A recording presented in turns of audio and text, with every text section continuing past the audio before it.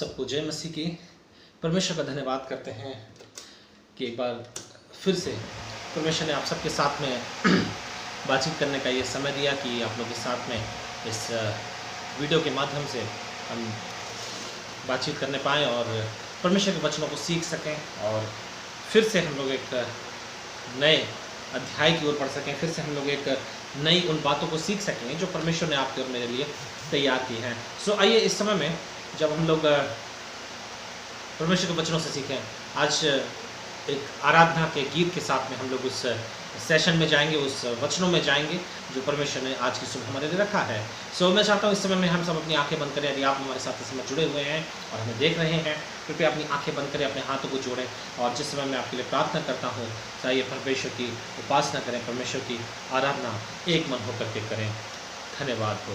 धन्यवाद हमारे जीवित और दयालु महान अनुग्रहकारी पिता परमेश्वर, प्रभु यीशु मसीह के नाम में हम आपके पास में आते हैं परमेश्वर पिता, और हम आपके जीवित नाम का धन्यवाद करते हैं प्यारे प्रभु। आपके नाम की महिमा करते हैं परमेश्वर, आपके नाम का धन्यवाद करते हैं कि आपने अपने अनुग्रह, अपने दया और अपने करुणा के द्वारा परमेश्वर हमें एक नया दिन दिखाया है कि प्रभु हम आपके वचनों से सीख सकें। आपके अनुग्रह के द्वारा पिता परमेश्वर हम उन बातों को सीख सकें जो आपने हमारे लिए आज के दिन के लिए रखी हैं प्रभु, हर एक सुनने और देखने वालों के लिए प्रभु। इससे हमारी प्रार्थना है कि उनके जीवनों से तेरा आत्मा बातचीत करने पाए, उनके जीवन में तेरा आत्मा अभिषेक के साथ में उतर करके आने पाए, नई सामर्थ इन वचनों के द्वारा उनके जीवनों में पहुंचे प्रभु। तेरी महिमा उनके जीवनों से हो प्रभु। धन्यवाद यीशु,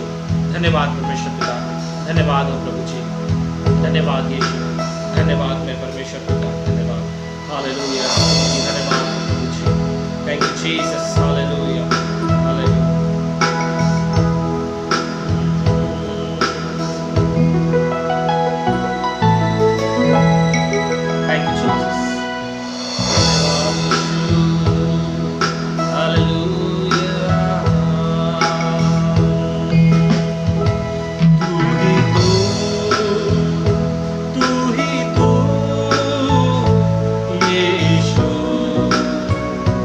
तू ही तो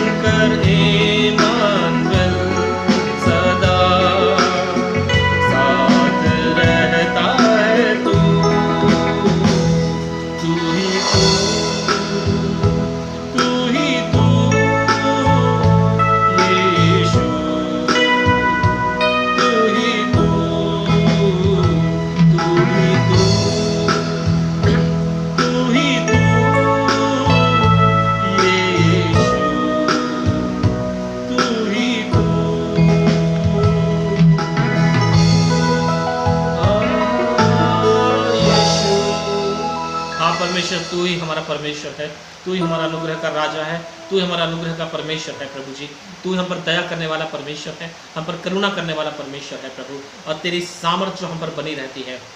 प्रभु, वही हमें तुझ में धर्मी ठहराती है प्रभु जी। और हम तेरी शांति को पाने पाते हैं, हम तेरी चंगाई को पाने पाते हैं, हम तेरी जयवंत होने को प्रभु जी विश्वास करने पाते हैं पिता। हम सारा महिमा आदर तुझे देते हैं। इस छोटी सी आराधना की भेंट आपके चरणों में रखते हुए ये दुआ प्रभु यीशु मसीह के नाम से मांग लेते हैं, आमीन आमीन।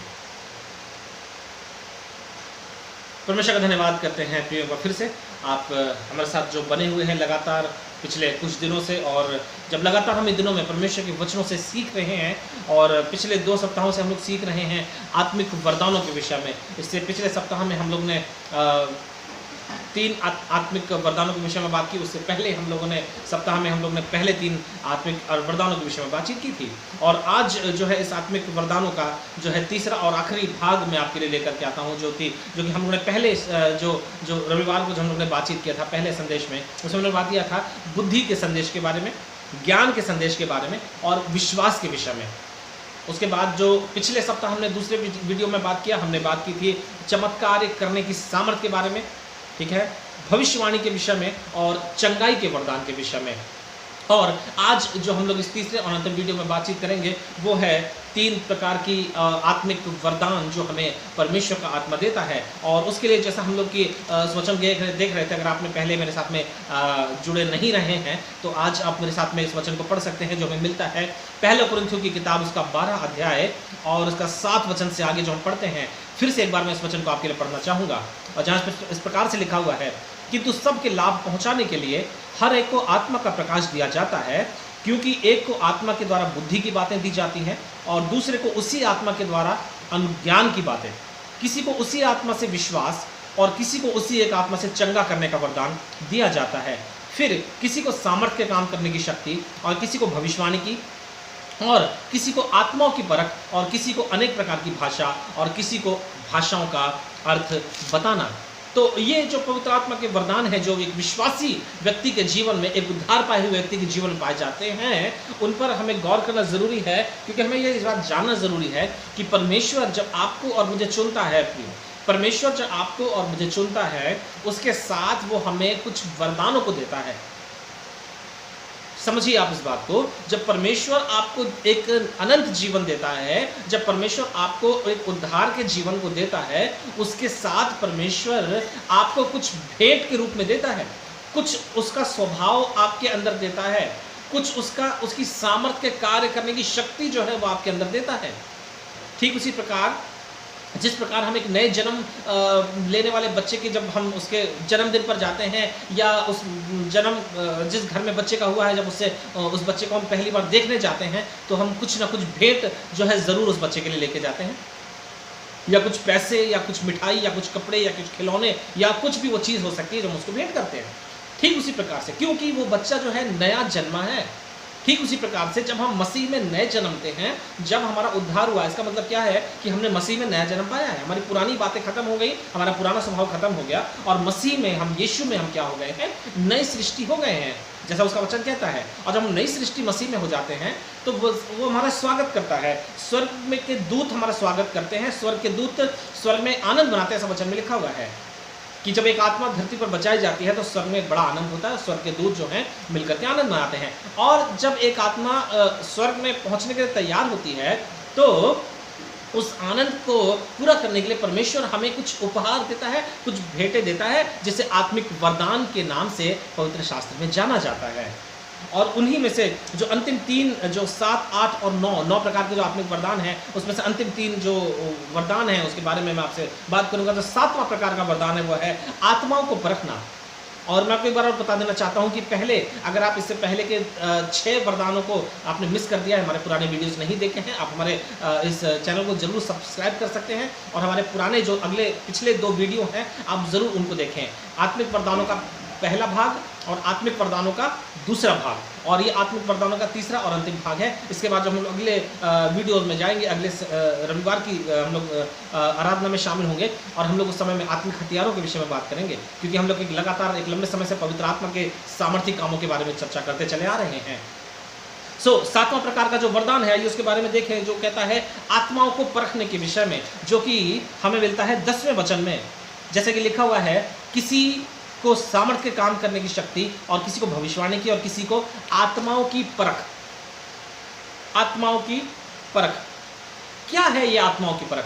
यहाँ पे लिखा हुआ है इस प्रकार से, मैं आपको लिए पढ़ करके सुनाना चाहूंगा। यह लिखा हुआ है, यह वरदान भविष्यवाणी को परखने के लिए दिया गया आत्मा की क्षमता है कि जिसके द्वारा यह पहचान सकें कि वाणी जो बोली जाती पवित्र आत्मा की ओर से है या नहीं। देखेंगे हम लोग पहला कुरिन्थियों की किताब उसका 14 अध्याय और उसका 29 वचन जो है वो क्या कहता है। 14 अध्याय का 29 वचन, पहला कुरिन्थियों 14 अध्याय 29 वचन, वहां पे लिखा हुआ, भविष्यवाणियों में से, भविष्यवक्ताओं में से 2 या 3 बोले और शेष लोग उनके वचन को परखें। शेष लोग उनके वचन को परखें। परमेश्वर अपने सामर्थ को इस कलीसिया में इस प्रकार से प्रकट करता है कि जैसे मैंने आपसे पहले भी कहा, पुराने वीडियोस में मैंने आपसे शेयर किया इस बात को, कि कलीसिया एक ही है, एक भाग है, और उसमें कलीसिया एक पूरा अंग है, और उसमें कई प्रकार के भाग हैं, कई प्रकार के भाग हैं। किसी का काम है प्रार्थना करना, किसी का काम है वचन सुनाना, किसी का काम है आराधना में के गीतों में लीड करना, किसी का काम है कलीसिया में इंस्ट्रूमेंट्स को बजाना, बाजे बजा करके आराधना करना, किसी का काम है अपनी गवाही के द्वारा दूसरों को विश्वास में लाना, और किसी का काम होता है अन्य भाषाओं में प्रार्थना करना, किसी विश्वासी का काम होता है भविष्यवाणी करना, क्योंकि उनको वरदान मिला हुआ है। और इसी प्रकार से वरदान एक और भी जो परमेश्वर देता है, वो देता है उन आत्माओं को परखने का वरदान। जो भविष्यवाणी करते हैं उनको परखना कि वे परमेश्वर पवित्र आत्मा की ओर से हैं या नहीं। कहीं वे अपनी देह में होकर को तो नहीं बोल रहे हैं, कहीं वे किसी की कॉपी तो नहीं कर रहे हैं। कई बार ऐसा कलीसिया में देखा जाता है, पता नहीं आप मेरी बात से सहमत हो या ना हो, लेकिन आप इस बात पर यकीन जरूर करें और आप जरूर इस बात को परखें और प्रार्थना करें परमेश्वर से कि प्रभु आपको परख का आत्मा दे। क्योंकि कई बार कलीसिया में देखा जाता है कि लोग जो खड़े हैं, वो आपके बगल में जो खड़ा है, अगर वो अन्य भाषा में प्रार्थना कर रहा है या अगर वो भविष्यवाणी कर रहा है, तो कई बार हम उससे आत्मा से तो नहीं भरते हैं, लेकिन हम सिर्फ उससे इम्प्रेस होकर के, उस व्यक्ति से प्रभावित होकर के हम जो है अन्य भाषा बोलने की कोशिश करने लग जाते हैं अपने ही तरीके से, या हम भविष्यवाणी करने का हमारे अंदर जोश आ जाता है और हम जरूर पवित्र आत्मा से प्रेरणा नहीं पा रहे हैं, लेकिन चूंकि दूसरा बोल रहा है, हम अपने आप को उसके बराबर दिखाने के लिए, हम कलीसिया में अपने आप को एक महत्वपूर्ण स्थिति में लेकर के आने के लिए हम इस प्रकार के कामों को करते हैं और हम भविष्यवाणी को करते हैं, जो कि पवित्र आत्मा की ओर से नहीं है, लेकिन मनुष्य की, हमारी खुद की बुद्धि की ओर से है, जो कि पाप है और जो गलत है। परमेश्वर का आत्मा हमें ये सब करने की इजाज़त नहीं देता है प्रियो। और यहाँ पर इस प्रकार से हम, जैसे मैंने आपसे कहा कि एक ऐसी आत्मा, पवित्र आत्मा एक ऐसा अभिषेक हमें करता है आत्माओं को परखने का कि हम उन बातों को परख सकें। और साथ ही साथ दूसरी भाषा में मैं कहूँगा कि आत्माओं की परख, वो परख जो कि हमें सच और झूठ की परख को वास्तविक रूप में दिखा सके। एक व्यक्ति जो हमारे सामने खड़ा हुआ है, वो सच बोलने वाला व्यक्ति है, झूठ बोलने वाला व्यक्ति है, कपटी व्यक्ति है, बात को छुपाने वाला व्यक्ति है, या सच्ची बात को रख देने वाला व्यक्ति है, कैसा उसके मन में क्या स्वभाव है, उसका क्या स्वभाव नहीं है, इन बातों को आपके सामने रखने की जो सामर्थ्य है, ये आत्मा आपको देता है। जो आत्माओं को परखने का वरदान जो मिलता है हमें प्रियो, ये परमेश्वर चाहता है कि हम उससे लोगों को परखें, जिससे कलीसिया जो है शुद्धता के प्रोसेस में चलती रहे। एक ऐसा प्रोसेस कलीसिया में बना रहे जिससे जो अशुद्धिकरण है वो दूर होता रहे और शुद्धिकरण की प्रक्रिया जो है जारी रहे और लोग शुद्धिकरण की प्रक्रिया में आगे बढ़ते रहें, उसकी परमेश्वर का काम बढ़ता रहे, परमेश्वर की महिमा उनके जीवनों के द्वारा होता है साथ में होती रहे। आत्माओं को परखने के विषय में बहुत ज़्यादा नहीं, लेकिन थोड़े शब्दों में मैं कहना चाहूँगा कि यह वरदान जो भविष्यवक्ताओं को परखने के विषय में है, उन लोगों को परखने के विषय में जो नए लोग हमारी कलीसिया में आते हैं, लोग बढ़ रहे हैं नहीं बढ़ रहे हैं। कई बार कलीसिया में आप ऐसे लोगों को भी देखेंगे जो कि बड़ी बड़ी बातें करते हैं, डींग मारते हैं, जैसा कि याकूब की किताब में लिखा है जीभ के विषय में, हमने पढ़ा है अच्छी तरह से 3 अध्याय में। और वो कहता है जीभ एक छोटा सा अंग है, लेकिन एक बड़े जंगल को जला करके राख करने की क्षमता इस जीभ के अंदर में है, ऐसी आग लगा सकती है ये। और कई बार हम लोग कलीसिया में होकर के बहुत सारी बार देखते हैं कि लोग ऐसे लोग पाए जाते हैं कलीसिया में, आग लगाने वाले, कलीसिया में फूट डालने वाले, बड़ी बड़ी डींगे मारने वाले, बड़ी बड़ी झूठी गवाहियाँ देने वाले। मैंने खुद अपनी आंखों से देखा, इसलिए मैं इस बात को आपसे बोल सकता हूँ। जो बातें हुई नहीं है कभी, उन बातों को कलीसिया में खड़े होकर के बोलने वाले। और ऐसे लोगों के जीवन को आपको परखना बेहद ज़रूरी है। यदि आप अपने आप को कलीसिया में जिम्मेदार व्यक्ति मानते हैं, यदि आप इस बात पर यकीन करते हैं कि मैं मेरी कलीसिया का जिम्मेदार व्यक्ति हूँ, यदि आप बपतिस्मा पाए हुए व्यक्ति हैं, विश्वासी हैं, यदि आपने एक अच्छा लंबा समय कलीसिया में बिताया है, और यदि आप कलीसिया और कलीसिया के पासबान और कलीसिया के लोगों को अपना परिवार मानते हैं, आपकी जिम्मेदारी है कि आप ऐसे लोगों को परखें, जो नए कलीसिया में लोग आते हैं उनको परखें, और परमेश्वर से प्रार्थना करें परमेश्वर उनको परखने की बुद्धि और ज्ञान और समझ आपको दे, ताकि उनके अंदर का जो शुद्धिकरण का की ज़रूरत उनके जीवन में है वो हो सके, ताकि उनको बेहतर गाइडेंस मिल सके, ताकि उनको जो है बेहतर परवरिश मिल सके, उनको बेहतर काउंसलिंग मिल सके, ताकि उनके अंदर से जो गलत चीज़ें हैं वो निकल करके जा सकें, और पवित्रता और पूरी तरह से ईमानदारी और विश्वासयोग्यता उनके अंदर में पूरी तरह से आ सके। यह है 7वीं बात, आत्माओं को परखना। अब हम 8वें वरदान की ओर आगे बढ़ेंगे, जो है कि अलग अलग अन्य अन्य भाषाओं में बोलना, अन्य अन्य भाषाओं में बोलना। और उसका जो 14 अध्याय और जो कि उसके दूसरे वचन में लिखा हुआ है, 14 अध्याय, पहला कुरिन्थियों का 14 अध्याय उसके दूसरे वचन में लिखा हुआ है, क्योंकि जो अन्य भाषा में बातें करता है वह अन्य मनुष्यों से नहीं परंतु परमेश्वर से बातें करता है, इसीलिए कि उसकी बातें कोई नहीं समझता, क्योंकि वह भेद की बातें आत्मा में होकर बोलता है, क्योंकि वह भेद की बातें आत्मा में होकर बोलता है। यहाँ पर इस प्रकार से लिखा हुआ है कि कौन कौन सी बातों को, अन्य भाषा बोलते समय कौन कौन सी बातों को ध्यान में रखना ज़रूरी है। ये बातें जो हैं, भाषाओं का वरदान वर्तमान उच्चारित भाषा हो सकती है, ऐसी भाषा हो सकती है जो पृथ्वी में अज्ञात है और स्वर्गदूतों की बोली है। एक ऐसी भाषा वो व्यक्ति बोलेगा जो अन्य भाषा का वरदान पाता है, जिसे इस पृथ्वी पर अनजान माना गया, या जिसे व्यक्ति नहीं पहचान सकता। यानी भाषा का मतलब ये नहीं है कि एक हिंदी भाषी कलीसिया है मान लीजिए, तो उसमें कोई व्यक्ति दूसरी भाषा में बात कर रहा है, ये तमिल में, मलयालम में, मराठी में, उर्दू में, किसी और मारवाड़ी में, किसी और भाषा में बात कर रहा है। ये अर्थ इस बात का नहीं है।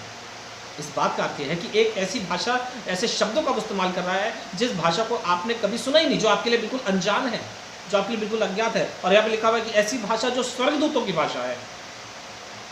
दूसरा मैं आपके लिए पॉइंट कहना चाहूँगा, वहाँ पे लिखा हुआ है अन्य भाषाओं में बोलने की प्रक्रिया जो है वो मनुष्य की आत्मा, परमेश्वर की आत्मा, दोनों का एक मिला जुला कार्य है। परमेश्वर की आत्मा और मनुष्य की आत्मा जब मिलती है, जब परमेश्वर का सामर्थ्य मनुष्य के ऊपर उतर करके आता है, जब हम उससे कहते हैं परमेश्वर तो अपनी आत्मा हमें दे, हमें आत्मा से भर, तब उसे परमेश्वर का आत्मा जो हमारे ऊपर में उतर करके आता है, तब हम अन्य भाषा सामर्थ्य पा करके अन्य भाषा बोलने लग जाते हैं। और लिखा हुआ कि जिससे कि विश्वासी परमेश्वर के साथ सीधे संपर्क में आता है और अन्य भाषाओं को बोलना शुरू करता है। ये आपको जानना जरूरी है। यदि आप एक अच्छे विश्वासी हैं कलीसिया में और आप अन्य भाषा के वरदान को पाना चाहते हैं, परमेश्वर से टूट करके प्रार्थना करें, उससे मांगे कि प्रभु मुझे अन्य भाषा के वरदानों से भरे, ताकि मैं प्रभु तेरी महिमा और भी ज़्यादा गहराई के साथ में अन्य भाषाओं को बोलते हुए एक ऐसी भाषा में करने पाऊँ जिसे कोई मनुष्य ना समझ सके, जिसे सिर्फ मैं बोलूँ और तू समझे। अन्य भाषाओं के बारे में इस बात को जान लेना आपको ज़रूरी है कि अन्य भाषा जो आप बोलते हैं उनका अर्थ आप नहीं समझ पाएंगे, उनका अर्थ समझने वाला दूसरा है। जैसे मैंने अभी पिछला 7वां पॉइंट आपको बताया कि आत्माओं को परखना, आत्माओं को परखना ही अन्य भाषाओं को परखने का वरदान में आता है। आत्माओं के परखने का वरदान जो है वही वरदान अन्य भाषाओं को परखता है कि व्यक्ति सही अन्य भाषा बोल रहा है, पवित्र आत्मा से प्रेरित होकर के अन्य भाषा बोल रहा है, परमेश्वर के आत्मा से प्रभावित होकर के अन्य भाषा बोल रहा है, या अपने मन से बोल रहा है, या दूसरों से, लोगों से प्रभावित होकर के। क्योंकि कलीसिया में बहुत सारे लोग बोल रहे हैं, तो भीड़ में अपनी आवाज़ को उठाने के लिए, कि भीड़ के साथ शामिल हो जाने के लिए अपने आप को वो जो है उस भाषा में लेकर के आ रहा है। आपको इस वरदान को, यदि यह वरदान आत्माओं को परखने का वरदान आपके अंदर में है, आप उस व्यक्ति को पा सकते हैं, पहचान सकते हैं। तो अन्य भाषाओं को का वरदान जो है प्रियो, परमेश्वर को आनंदित करने के लिए बेहद आवश्यक है, बहुत काम आता है, और ये हमारे लिए एक सामर्थ का काम करता है। अन्य भाषाओं के विषय में मैं किसी और दिन आपसे अलग एक वीडियो बनाऊंगा, जिसमें मैं आपसे सिर्फ अन्य भाषाओं के विषय में बात करूंगा, क्योंकि ये एक अलग और बहुत ही उलझाने वाला एक विषय है, जिसमें बहुत सारे सवाल हो सकते हैं, बहुत सारे प्रश्न लोगों के होते हैं, और कई बार बहुत सारे लोग अन्य भाषाओं के विषय में बहुत सारी बातों को नहीं समझ पाते हैं। तो इसके विषय में मैं आने वाले दिनों में एक और वीडियो बनाऊंगा, जब मैं इस बारे में आपसे बात करूँगा। और हमारा 9वां और जो अंतिम जो भाग है या वरदान है, वो है अन्य भाषाओं का अनुवाद करना। जो हमने अन्य भाषा, जो हमने दूसरा पॉइंट देखा आज का, अन्य भाषाओं को बोलना, और जो आखिरी और तीसरा और आखिरी पॉइंट है वो है अन्य भाषाओं का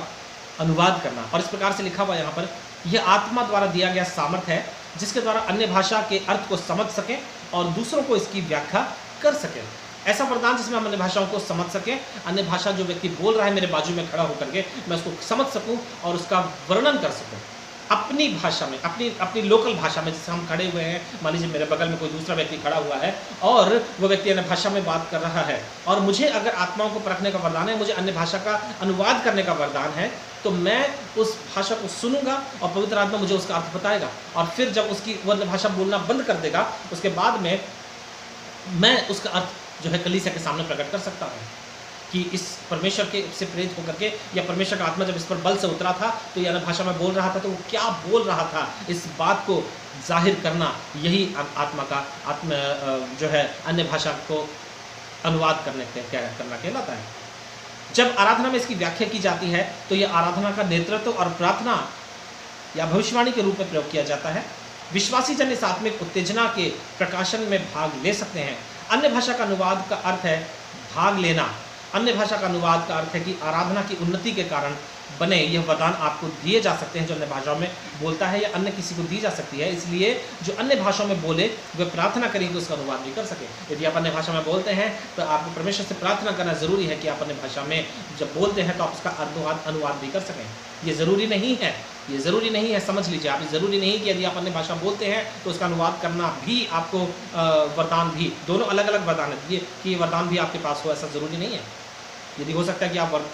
अन्य भाषा में बोलते हैं तो हो सकता है दूसरा व्यक्ति उसका अनुवाद करने का वरदान उसको मिला हो, और यदि आप उसका अनुवाद करते हैं तो इसका मतलब है कि आपको दोनों प्रकार का वरदान मिला हुआ है। आज हम लोग ने देखा कि किस प्रकार से आत्माओं को परखना,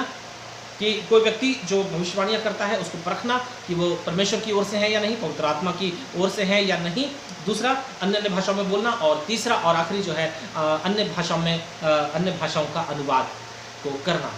तो ये 3 प्रकार की बातें हैं प्रियो को। इस प्रकार से हम लोग जो है आत्मिक वरदानों की जो हमारी श्रृंखला पिछले 3 सप्ताहों से चली आ रही थी, यहाँ पर हम लोग उसको समाप्त करते हैं। फिर से मैं इसको रिवाइज करना चाहूँगा आपके लिए। पहला है बुद्धि का संदेश, दूसरा ज्ञान का संदेश, तीसरा विश्वास, चौथा चंगाई के वरदान, पांचवा जो है चमत्कार करने का सामर्थ्य, जिसमें चंगाई नहीं है लेकिन ऐसे चमत्कार, जो पिछले सप्ताह मैंने आपसे बात की थी, ऐसे चमत्कार जो चंगाई नहीं है लेकिन हमारे जीवन की परिस्थितियों को बदल सकते हैं। छठवां जो है भविष्यवाणी, सातवां जो है अन्य आत्माओं को परखना, आठवां अन्य भाषाओं को बोलना, और नौवां और आखिरी है अन्य भाषाओं का अनुवाद करना। ये 9 प्रकार के जो आत्मिक वरदान है। वैसे मैंने आपसे वीडियो की शुरुआत में कहा कि परमेश्वर जब हमें अपना आत्मा देता है, जब हमें उद्धार करता है, जब नया जीवन हमें देता है, उसके साथ में ये फल हमें परमेश्वर देता है। अब उसमें से ये बात है कि आप इसमें से कितने फलों को अपने अंदर महसूस करते हैं, या कितने फलों का आप इस्तेमाल करते हैं, या कितने फलों को अपने अंदर संजो करके रखते हैं। ये ठीक उसी प्रकार से जैसे आपने किसी बच्चे को गिफ्ट दिए, या खिलौना दिया, या सामान दिया, अब उस बच्चे ने कितना उसको संजो करके रखा या तोड़ दिया 2 दिन में, या आपने उसको पैसा दिया खर्च करने के लिए, चीज़ चॉकलेट खाने के लिए, सामान रखने के लिए, कपड़े खरीदने के लिए, और उसने जो है उस पैसे को व्यर्थ की चीज़ों में खर्च कर दिया। ये ठीक उसी प्रकार से है। परमेश्वर हमें इन वरदानों को देता है, लेकिन क्या हम उन वरदानों को उन परमेश्वर की महिमा के लिए इस्तेमाल कर पाते हैं? ये जो सारे वरदानों की जो 9 वरदानों की लिस्ट है, ये परमेश्वर की महिमा करती है प्रियो। इन वरदानों के द्वारा हम परमेश्वर की महिमा को करते हैं, परमेश्वर से हमारे जीवन से आनंदित होता है। ये ठीक उसी प्रकार जैसे हमने पिछली सीरीज में बात किया था आत्मिक फलों के विषय में, ये हमारे स्वभाव को जो है बदलते आंतरिक स्वभाव में दिखाई देते हैं, और ये जो आत्मिक वरदान है ये हमारे बाहरी स्वभाव के द्वारा दिखाई देते हैं कि मैं किस प्रकार से परमेश्वर, चंगाइयों के द्वारा परमेश्वर की आराधना करता हूँ, बुद्धि और ज्ञान के वचनों के द्वारा परमेश्वर की आराधना कर रहा हूँ, अन्य भाषाओं के द्वारा, भविष्यवाणी के द्वारा, भविष्यवाणी के चमत्कार के कामों के द्वारा, चंगाई के द्वारा, और ऐसी ऐसी चीज़ों के द्वारा, आत्मा को परखने के द्वारा मैं परमेश्वर की महिमा कर रहा हूँ। एक प्रकार की चीज़ है वो जो अंदर से काम करती है, और ये दूसरी प्रकार की चीज़ है जो हमारे बाहर से काम करती है। तो परमेश्वर में आंतरिक रूप से और बाहरी रूप से दोनों प्रकार से बदल देता है, ताकि हम कहीं से भी पुराने ना रहें, कहीं से भी हम जो है हमारी चमक कम ना रहे, कहीं से भी हम काले और बुरे और गंदे और मैले ना दिखें। तो परमेश्वर चाहता है कि हम दोनों तरफ से चमकें, ताकि संपूर्ण रूप से उसकी महिमा हो और संसारिकता की आत्मा हमारे जीवन से दूर रहे। आइए हम प्रार्थना करें इस वचन के लिए, और जब परमेश्वर से प्रार्थना करते हैं, मैं चाहूँगा इस समय जब अपनी आंखों को आप बंद करते हैं, प्रभु आपको आशीष दे, प्रभु आपको चंगाइयाँ दे, प्रभु आपको छुटकारे दे, परमेश्वर अपने पवित्र आत्मा के वरदानों से आपको भरे। आइए अपने स्वरों को झुकाएं, प्रार्थना करें। हमारे जीवित और दयालु महान अनुग्रहकारी पिता परमेश्वर, हम प्रभु यीशु मसीह के नाम में आपके हुजूरी में आते हैं और आपका धन्यवाद करते हैं कि आज का ये दिन आपने हमें दिया कि अब प्रभु इन वचनों को सीख सके, पवित्र आत्मा के वरदानों के विषय में हम सीख सके और प्रभु इस बात को हम जान सके कि किस प्रकार से प्रभु तू हमें आंतरिक और बाहरी दोनों रूप से हमें बदलना चाहता है, ताकि प्रभु जब हम नया जन्म पाते हैं, हम उद्धार पाते हैं प्रभु जी, उसके साथ जो तुम्हें वरदानों को देता है तो प्रभु वो वरदान हमारे जीवन के लिए कितने लाभकारी हैं और प्रभु हमारे जीवन के लाभकारी होने के द्वारा साथ साथ प्रभु जी हम उनको तेरी महिमा के लिए इस्तेमाल करने पाएं। पिता हम इस समय प्रार्थना करते हैं जो भी लोग इस वीडियोस को देख रहे हैं, इस समय में प्रभु इस संदेश को सुन रहे हैं, प्रभु इनमें से हर एक को पवित्र आत्मा के सभी वरदानों से भरपूर कर प्रभु, बुद्धि के संदेश के द्वारा, ज्ञान के संदेश के द्वारा, विश्वास के वरदान के द्वारा, चंगाई के वरदान के द्वारा, चमत्कारी सामर्थ के वरदान के द्वारा, भविष्यवाणी के वरदान के द्वारा, आत्मा को परखने के वरदान के द्वारा, अन्य भाषाओं के वरदान के द्वारा, अन्य भाषाओं का अनुवाद करने के वरदानों के द्वारा प्रभु, और इसके अलावा जो जो भी वरदान तूने प्रभु अपने प्रेम करने वालों के लिए रखे हैं प्रभु, उन सारे वरदानों से तू हमें सुसज्जित कर, हमें मामूर कर प्रभु जी की तेरी महिमा हमारे जीवन से होती रहेगी। प्रभु चाहते हैं इस समय इस प्रार्थना के द्वारा प्रभु जी बहुत सारे लोग आशीषित हों पिता, आशीष पाएं और पवित्र आत्मा के वरदान उनके जीवन में कार्य करने पाएं। प्रभु आज हम प्रार्थना करते हैं कि हर एक को तो आशीष करें, इनके परिवारों पर आशीष कर प्रभु जी, इन्हें बुद्धि और ज्ञान को समझ को खोल दे मेरे परमेश्वर पिता, ताकि प्रभु तेरी महिमा बहुतायत के साथ इनके जीवन से सारी महिमा आदर आपको देते हुए धन्यवाद करते हुए प्रार्थना यीशु मसीह आपके नाम से मांग लेते हैं, आमीन। परमेश्वर का धन्यवाद हो प्रियो लगातार हमारे साथ बने रहने के लिए, और मैं आपसे आग्रह करूंगा कि लगातार यूं ही आप हमारे साथ बने रहें, वीडियोस को देखते रहें। अगर आपको पसंद आता है आप अपने प्रियजनों से उनके साथ में आप शेयर करें, जो ज़रूरतमंद है, जो परेशानी में है, जो दुख में है, तकलीफ में है, आप उनके साथ इन वीडियोस को शेयर करें। मैंने अपने डिस्क्रिप्शन में नंबर दे दिए हैं, आप मुझे SMS कर सकते हैं, कॉल कर सकते हैं, व्हाट्सएप कर सकते हैं, और अगर आप चाहते हैं कि हम आपकी सहायता करें किसी भी प्रकार से तो आप हमारे हमसे कॉन्टैक्ट कर सकते हैं, हमारे कलीसिया में आ सकते हैं, और परमेश्वर आप सबको आशीष दे। God bless you. जय मसीह की।